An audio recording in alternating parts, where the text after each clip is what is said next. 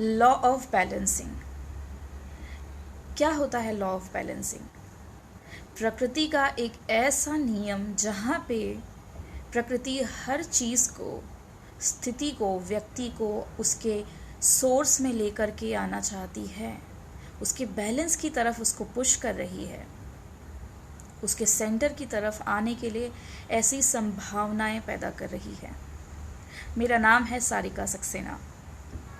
Law of balancing यानी कि शून्य, अपने शून्य की तरफ लौट आना, अपने सोर्स की तरफ लौट आना, अपने ईश्वर की तरफ लौट आना, क्योंकि हम वहीं से निकले हैं।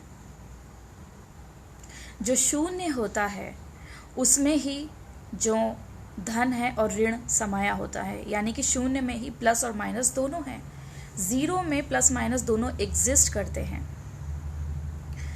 तो प्रकृति का एक ऐसा नियम है कि जितना ज़्यादा आप प्लस की तरफ जाएंगे उतना ही ज़्यादा माइनस क्रिएट हो जाएगा,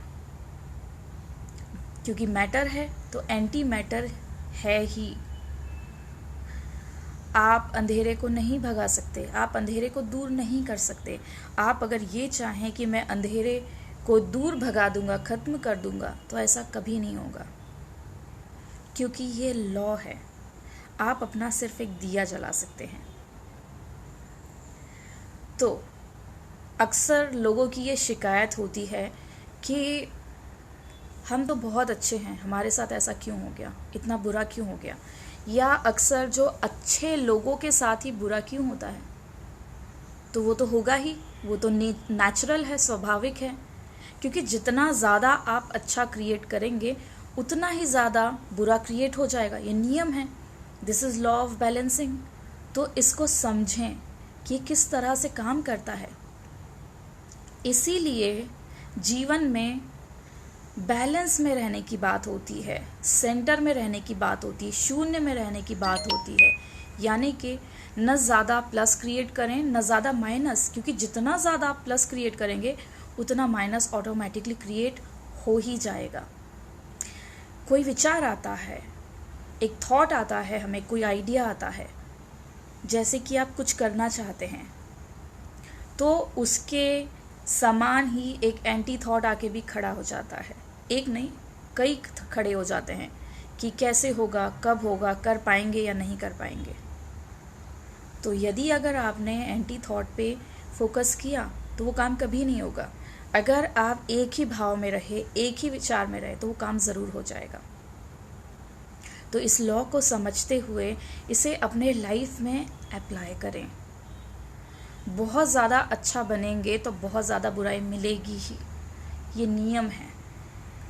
तो शून्य में रहें, क्योंकि अल्टीमेटली जो है निर्गुण होने की बात कही गई है, निर्गुण होना है। तो निर्गुण होना है, ऐसा क्यों? क्योंकि ये जो संसार का जो पूरा जो नेचर है, जो प्रकृति है, माया है, ये जो पूरा सिस्टम काम कर रहा है, ये द्वैत पे काम कर रहा है, यानी दो पे। हर चीज़ दो होगी, दो दिन होगा, रात होगी, अच्छा होगा, बुरा होगा, सुख होगा, दुख होगा, उजाला होगा, अंधेरा होगा। तो आपको चूज़ करने के लिए हमेशा है।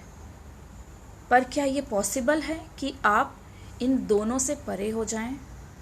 बिल्कुल पॉसिबल है। अगर आप दृष्टा बन जाएं, आप ऑब्जर्वर बन जाएं, तो आप इन दोनों से परे जा सकते हैं। आप निर्गुण हो सकते हैं, आप निष्काम हो सकते हैं, यानी कि आप एक ऐसी जगह होंगे जहाँ की सारी पावर आपके हाथ में होगी। तो ये बहुत पावरफुल स्पेस है। जो शून्य होता है ये सबसे ज़्यादा पावरफुल है। ये शून्य में ही इन्फिनिटी है। तो इसको समझें। लाइफ में बहुत ज़्यादा न प्लस क्रिएट करें न माइनस क्रिएट करें। बहुत ज़्यादा अच्छे बने ना, और तो बुराई कम मिलेगी। समझें इस बात को और करके देखें।